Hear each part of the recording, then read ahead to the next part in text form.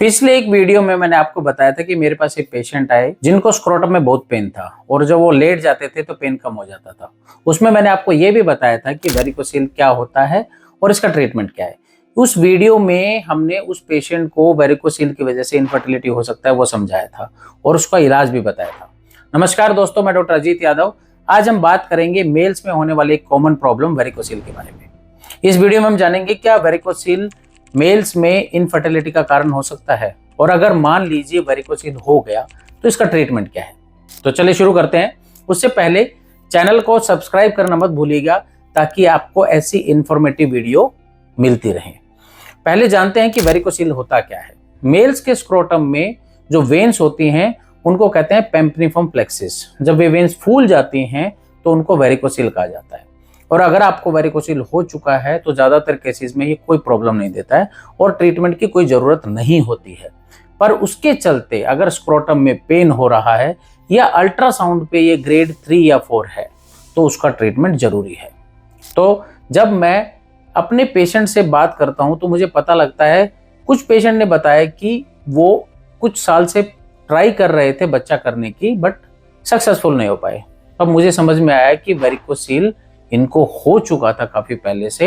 अब इनको पेन नहीं था बट ग्रेड ज्यादा होने की वजह से इनफर्टिलिटी कोज कर रहा था। तो मेल्स में काफी बार देखा गया है कि वेरिकोसिल की वजह से लो स्पर्म काउंट हो जाता है, पर इसमें भी डरने की बात नहीं है, बिकॉज स्टडीज के मुताबिक ये प्रॉब्लम 15% अडल्ट मेल में पाई जाती है और हर वेरिकोसिल के पेशेंट में इनफर्टिलिटी नहीं होती है। रिसर्च डाटा के अनुसार सिर्फ 15 से 20% वेरिकोसिल पेशेंट्स में इनफर्टिलिटी हो सकती है, यानी कि 80 to 85% वेरिकोसिल के पेशेंट्स में स्पर्म काउंट नॉर्मल रहता है। अगर आपको इस विषय पे कोई डाउट है तो आप कमेंट में मुझे पूछ सकते हैं, मैं आपको रिप्लाई करूंगा।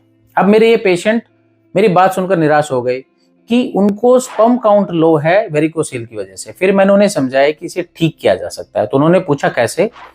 आइए मैं अभी आपको बताता हूं जो मैंने मेरे पेशेंट को बताया।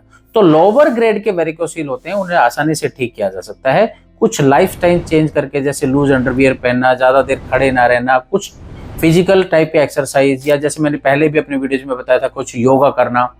पर मेरे इस पेशेंट को हाई ग्रेड वेरिकोसिल था जिसके चलते उसको इनफर्टिलिटी थी। उसको इसके लिए सर्जरी बोल दी गई थी। उस सर्जरी को हम बोलते हैं वेरिकोसिलेक्टमी, यानी कि वेरिकोसिल की छोटा कट देकर उन वेन्स को बंद कर देना। पर डरिए मत, मैं आपको एक नॉन सर्जिकल तरीका बताने वाला हूं जिसका नाम है एम्बोलाइजेशन। ये एक मॉडर्न ट्रीटमेंट है जिसमें इंटरवेंशनल रेडियोलॉजिस्ट एक्सरे की मदद से अफेक्टेड वेन्स को ब्लॉक कर देते हैं। इस प्रोसीजर में कोई कट नहीं लगता, एक छोटी निडल से काम हो जाता है। इसलिए एम्बोलाइजेशन एक सेफ ऑप्शन है, इसमें ना तो कॉम्प्लिकेशन है और ना ही साइड इफेक्ट। अब उसके बाद आता है कि ये परेशानी क्या इनफर्टिलिटी को ठीक कर सकती है। तो इस स्टडी के मुताबिक इस ट्रीटमेंट के सक्सेस रेट 90 to 95% है, और वेरिकोसिल को टाइम पे ट्रीटमेंट करवा लिया जाए तो स्पर्म काउंट बढ़ने के चांस हैं। अर्ली डायग्नोसिस और सही ट्रीटमेंट से ये प्रॉब्लम सॉल्व हो जाती है। तो अगर आपको वेरिकोसिल है तो इसका मतलब ये नहीं कि आप बच्चा पैदा नहीं कर पाएंगे। मोस्टली केसेस में फर्टिलिटी नॉर्मल रहती है। अगर फर्टिलिटी अफेक्टेड है तो आप अपने इंटरवेंशन रेडियोलॉजिस्ट से मिलें। तो दोस्तों, हमने आज ये जान लिया कि वेरिकोसिल मर्दों में इनफर्टिलिटी कोज नहीं करता है और इसका नॉन सर्जिकल ट्रीटमेंट है एम्बोलाइजेशन। याद रखिए, कोई भी ट्रीटमेंट लेने से पहले अपने डॉक्टर से कंसल्ट कीजिए। मैं उम्मीद करता हूं कि ये वीडियो आपको इन्फॉर्मेटिव लगी होगी। अगर आपका कोई सवाल है तो कमेंट सेक्शन में जरूर पूछिएगा। अगर आपको वेरिकोसिल के सिम्टम्स में कुछ जानना है तो इस वाले वीडियो पे क्लिक कीजिए। स्वस्थ रहें, सुखी रहें। धन्यवाद।